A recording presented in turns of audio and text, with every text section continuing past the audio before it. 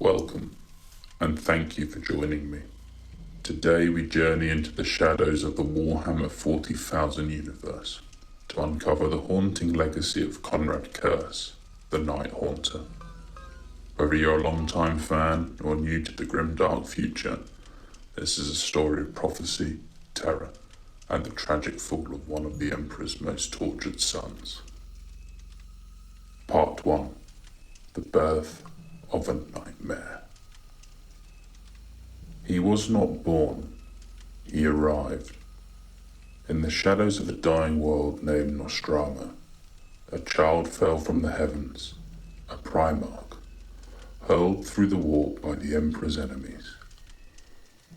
They named him Konrad Curze, but the people soon learned to whisper another name, Night Haunter.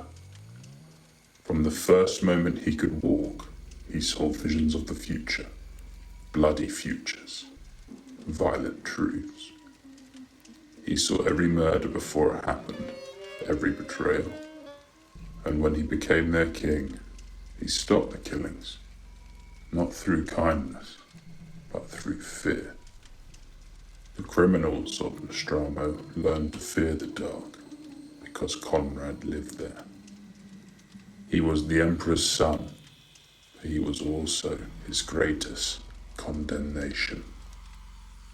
Part 2. The Heresy and the Fall. When the Great Crusade reached Nostrama, the Emperor found his lost son draped in darkness. The Night Haunter was given command of the 8th Legion, and they became his mirror, the Night Lords, clad in terror and lightning. They enforced order through mutilation and massacre. Worlds fell silent after their arrival, not in peace, but in horror. As the Horus Heresy shattered the Imperium, Konrad Curze turned fully against his father. He had seen it coming. He claimed he was not evil, only honest, that justice required terror, that the Emperor was a hypocrite, raising statues with one hand and assassins with the other. And so, the Night Haunter joined Horus. He did not seek victory, only vindication, and in time, even that was taken from him. Part 3. Exile.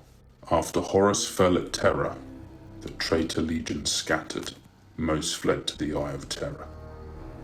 But not Konrad Curze. He went elsewhere. A dead world of dusk and darkness, where he'd once seen a vision of his death. There he waited, in broken armor, surrounded by crumbling statues and bleeding memories. The Night Haunter ruled over shadows. He sent messages to Terra, confessions, warnings, mockery. He dared them to send someone, and they did. One night, a Calidus assassin entered his lair. Her body was living poison, her soul forged in obedience, but he did not fight. Konrad Curze, son of the Emperor, welcomed death. Part 4. The Final Truth. As the assassin approached, Konrad Curze sat on his throne of stone. The shadows curled around him like a crown. He looked up and said, "Your presence was foretold. I have seen my death, and I accept it." And then she struck. No war cry, no final blow exchanged. Just prophecy fulfilled. The Night Haunter died not in battle, but by his own design. He believed his death proved him right, that the Imperium would rather murder its sons than face its flaws. His legion broke into fragments. Today the Night Lords are pirates and murderers, shattered echoes of a broken god. But where Konrad died, the cave still remains, empty and dark.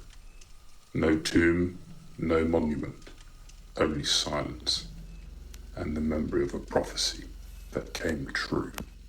If you enjoyed this dive into the lore of the Night Lords, feel free to like or subscribe for more explorations into the darker corners of the Warhammer 40k universe.